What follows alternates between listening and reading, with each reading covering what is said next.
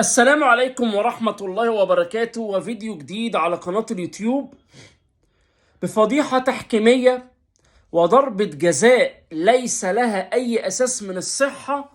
وأنا داخل لكم بالفيديو على طول في المقدمة كده. داخل لكم بالفيديو أهو. أنا عايز حد يقنعني ويقول لي دي إزاي ضربة جزاء، وهشرحها معاكم.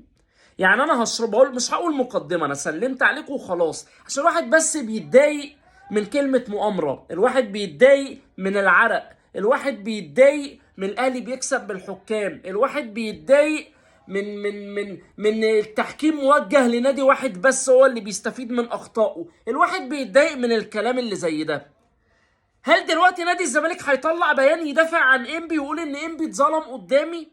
خلي بالك الماتش كان معقرب، والماتش كان مقفل، والماتش كان صعب، والماتش كان رايح تعادل. بعد ضربة الجزاء والهدف ده الماتش اتفتح. نشرح واحدة واحدة والفيديو معانا، عشان هنتكلم على امام عاشور بعد كده اللي طلع من صغره زمالك اهلاوي. الكرة اولا خبطة في الارض ورايحة لايد اللاعب، والمسافة ما بين الارض وايد اللاعب قليلة، والكرة اللي رايحة لايد اللاعب مش ايد اللاعب اللي رايحة للكرة. تاني حاجة ايد اللاعب ورا ظهره، لازقة في ظهره، ورا ظهره لازقة في ظهره، وهو مش شايف الكرة اصلا. فالكرة اللي رايحة لايد اللاعب اللي هي ورا ظهره كمان، لا قدامه لا جنبه لا فوق. فعشان بس نبقى مقنعين، دي ازاي ضربة جزاء؟ غير كده اصلا لما اللعبة كملت الكرة راحت للاعب الزمالك دونجا، وكانت فرصة هدف محقق ودونجا ضيعها. طب هي الحكام عارفة القوانين يا جماعة؟ ولا الحكام بتحكم بالأهواء ولا بالبيانات ولا بالضغط الإعلامي؟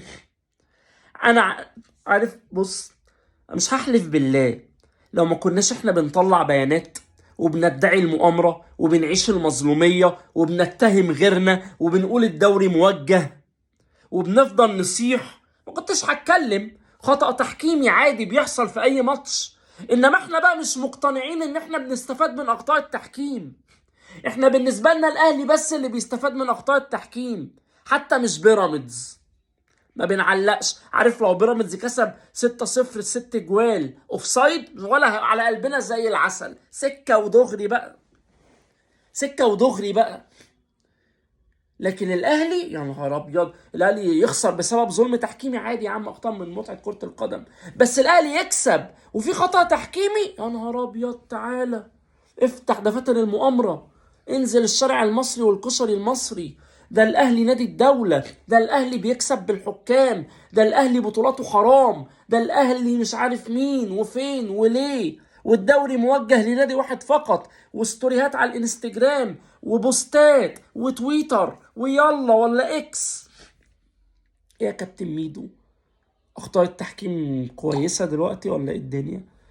هيجي بقى واحد يقول لك مصر هم خلاص ضمنوا ان الزمالك خارج المنافسه فبداوا يجاملوه علشان يقولوا ما الزمالك بيتجامل. يا حبيبي ما احنا اخطاء التحكيم فايدانا من اول الدوري اصلا، وفي كذا ماتش يشهد.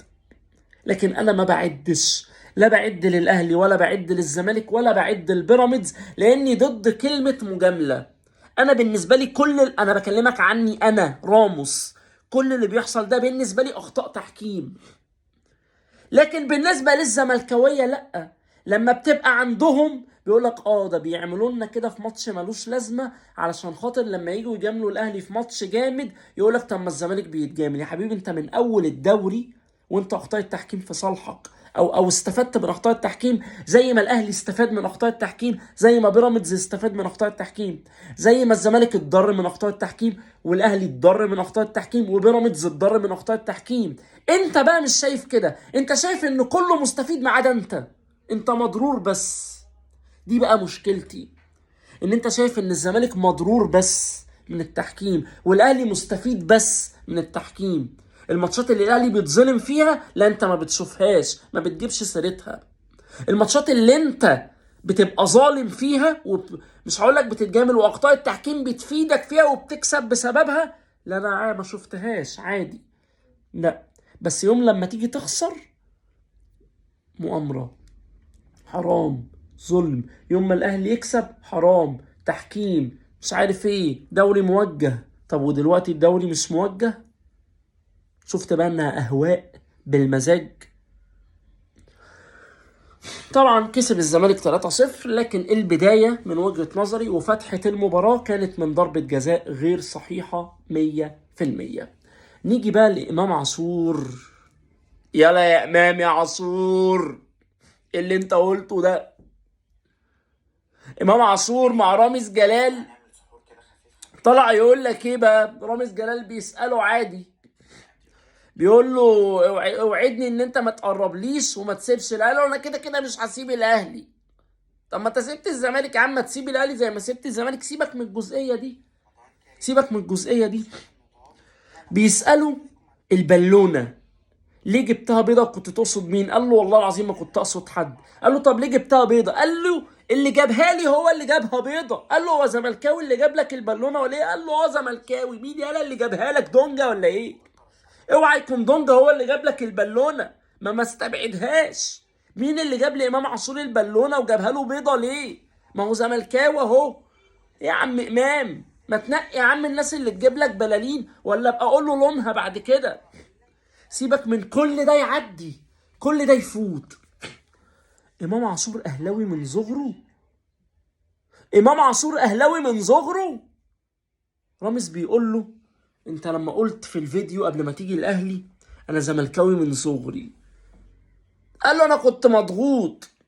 كانوا مرفعينك يعني بسلاح ولا ايه يا عم؟ ما انت بني ادم عادي وكنت قاعد عادي على الترابيزه وبتعيط. طب انت حتى قلتها غصب عنك، طب عيطت كمان غصب عنك ولا انت كنت بتعيط خايف؟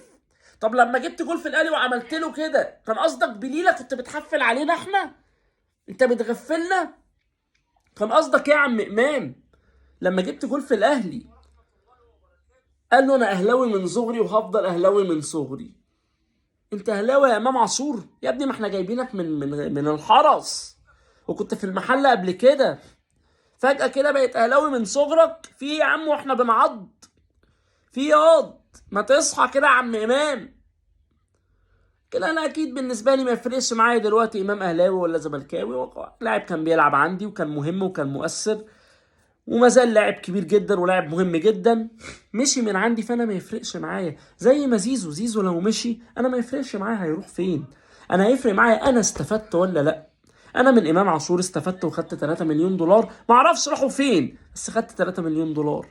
من زيزو مش هتاخد حاجه لو مشي. فرامز يقول له نفسك مين يجي من الزمالك؟ قال له فتوح. ما قلتش زيزو ليه؟ يالا زيزو خلص، زيزو خلص. قول لي فهمني، اريني بقى، خليك دغري. وبعد كده يقول لك ايه بقى؟ سأله وقال له الولد دونجا حطك في دماغه. انا بحب اللاعب الصريح الدغري، ما بحبش اللي يلف الكلام، وامام عاشور دغري.